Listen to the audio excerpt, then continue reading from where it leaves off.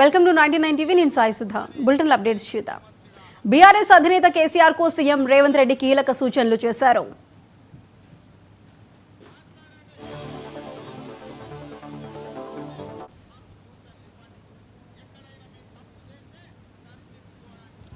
BRS అధినేత కేసీఆర్ కు CM Revanth Reddy కీలక సూచనలు చేశారు.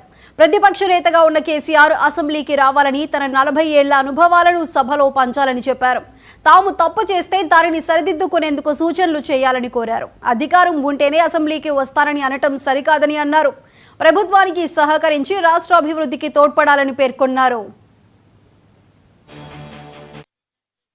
రండి, శాసనసభ మాట్లాడండి, మీ 40 ఏళ్ల రాజకీయ అనుభవాన్ని మాకు సూచనలు ఇవ్వండి. ఎక్కడైనా మేము తప్పు చేస్తే సరిదిద్దుకోవడానికి మాకు సూచన చెయ్యండి. మీరు అధికారం ఉంటే వస్తాను, లేకపోతే నేను పోయి ఫామ్ హౌస్లో పడుకుంటానంటే ప్రజలే ఆలోచించి విచక్షణతోని ప్రజలే నిర్ణయం తీసుకుంటారు. ఇవాళ మేము 10 ఏళ్ళు ప్రతిపక్షంలో ఉన్నాం, ఎమ్మెల్యేగా ఉన్నా, ఎమ్మెల్సీగా ఉన్నా. 20 ఏళ్ల నుంచి నేను జడ్పీటీసీగా పనిచేసిన, ఎమ్మెల్సీగా పనిచేసిన, 2 సార్లు ఎమ్మెల్యేగా పనిచేసిన, ఓసారి ఎంపీగా పనిచేసిన. ఈ 20 ఏళ్లలో ఎన్నడూ నేను అధికారంలో లేను, కానీ ఏ ఒక్క రోజు కూడా సెలవు తీసుకోలే.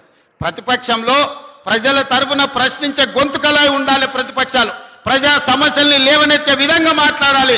ప్రజల పక్షాన నిలబడి ప్రభుత్వాలను అడిగి ఆ ప్రభుత్వాలతోని పనులు చేయించే బాధ్యత తీసుకోవాలి.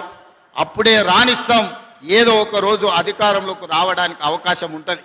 20 ఏళ్ళు ప్రతిపక్షంలో నిలబడి జడ్పీటీసీగా, ఎమ్మెల్సీగా, ఎమ్మెల్యేగా, ఎంపీగా, కాంగ్రెస్ పార్టీ అధ్యక్షుడిగా పనిచేసిన కాబట్టి ప్రజలు నిండు మనసుతోని ఆశీర్వదించి 92 లక్షల మంది ఓట్లేసి తెలంగాణ రాష్ట్ర ముఖ్యమంత్రిగా ఈ రోజు బాధ్యత ఇచ్చిండ్రు.